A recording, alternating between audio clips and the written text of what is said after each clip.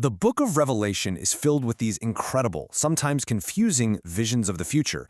But what if one of its most dramatic prophecies isn't about the future at all?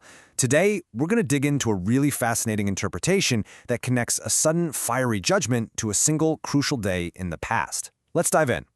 So the verse at the very heart of this is Revelation 18, verse 8. It describes this sudden, complete collapse of a powerful entity called Babylon. And it says its plagues, death, mourning, famine, and fire, they all show up in a single day. I mean, it sounds totally apocalyptic, right? But what could it really be talking about? And that brings us to two huge questions. First, what in the world is this symbolic Babylon? And maybe more importantly, when is this catastrophic one day of judgment? Is it something still in our future? Or could it be something that's already happened? So, what is Babylon? Well, in this interpretation, Babylon isn't some literal city on a map. It's a symbol.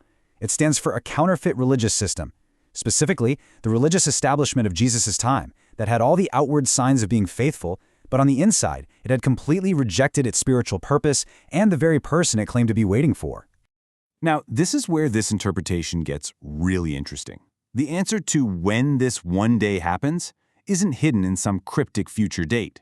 Instead, the idea is that it's a single, famous moment that completely changed the course of human history. All right, so let's get right to the core of this whole perspective.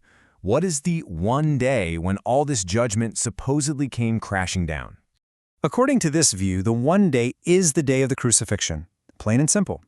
The total, sudden, and decisive judgment against this counterfeit religious system was executed, symbolically, at the very moment Jesus was on the cross.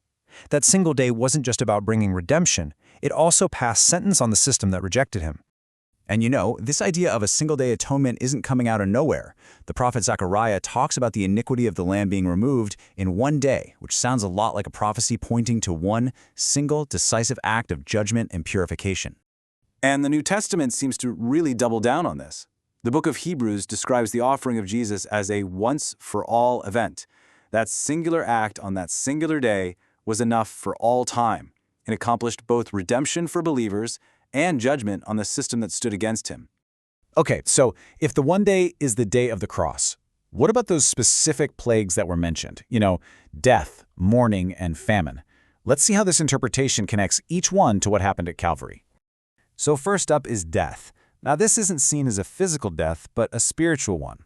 By rejecting the giver of life, Jesus himself, the system of Babylon basically inherited its natural consequence, spiritual separation and total emptiness. It's the ultimate wage for that sin. Next on the list is mourning. This plague represents that deep, profound sorrow that comes from losing the presence of God. It's a direct mirror image of the grief the disciples and followers of Jesus felt as they watched him die, a moment where it felt like hope itself was being buried. And the third plague, famine. The prophet Amos actually talked about a famine not of bread or water, but of hearing the words of the Lord. So when the system rejected Jesus, who called himself the bread of life, it pretty much sentenced itself to a permanent spiritual starvation. And here's the absolutely crucial point. The judgment on Babylon isn't just random punishment. It's presented as a perfect mirror image of what Jesus experienced, where he took all these things on himself in total innocence. Babylon receives them as the direct result of its own rebellion.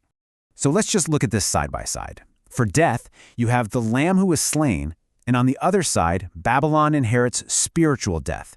For mourning, the disciples grieved their king, and in turn, Babylon experiences the sorrow of God just being gone. And for famine, the bread of life was broken, which leaves Babylon to suffer a famine of the word. Now let's move on to the final part of that verse, the judgment by fire. The prophecy says Babylon shall be utterly burned with fire. So what does that mean, and who exactly is carrying out this judgment? You know, if we take a little peek at the original Greek, we get a pretty big clue. The word used is katakathusetai. Now this doesn't just mean to be burned. It means to be utterly burned up, to be completely consumed. This suggests a final, irreversible judgment, not just some kind of refining process. And this connects directly to a key description of God in the Scriptures. While fire can refine people of faith, for unrepentant hypocrisy, God is a consuming fire. In this view, Babylon is consumed because it clung to the outward show of religion while totally rejecting its heart. The verse ends by telling us why this judgment is so final. For strong is the Lord God who judgeth her. Which, of course, raises one last question. Who is this powerful judge? And the answer, in this interpretation, is Jesus Christ himself. The same Lord who was crucified in what looked like weakness is the very one who executes righteous judgment in resurrected strength. And there's a really clear scriptural basis for this idea. The Gospel of John says it plainly. The Father has entrusted all judgment to the Son. So the one who was judged by the world's systems becomes their one rightful judge. Okay, so let's pull all these threads together now and see how this interpretation gives us a whole new lens to view the judgment that's described in Revelation. There's a verse from the very beginning of Revelation that's often used to support this whole connection. It says that when he is revealed, he will be seen by they also which pierced him. This is seen as directly tying the judgment of Revelation right back to the system that was responsible for the crucifixion. So to recap the core points of this whole perspective, the one day of judgment is interpreted as the day of the cross. The plagues are the spiritual consequences of rejecting Jesus. The consuming fire is God's final judgment on hypocrisy. And the strong Lord who judges is none other than Jesus himself, the crucified and risen King. And this really leaves us with a final thought.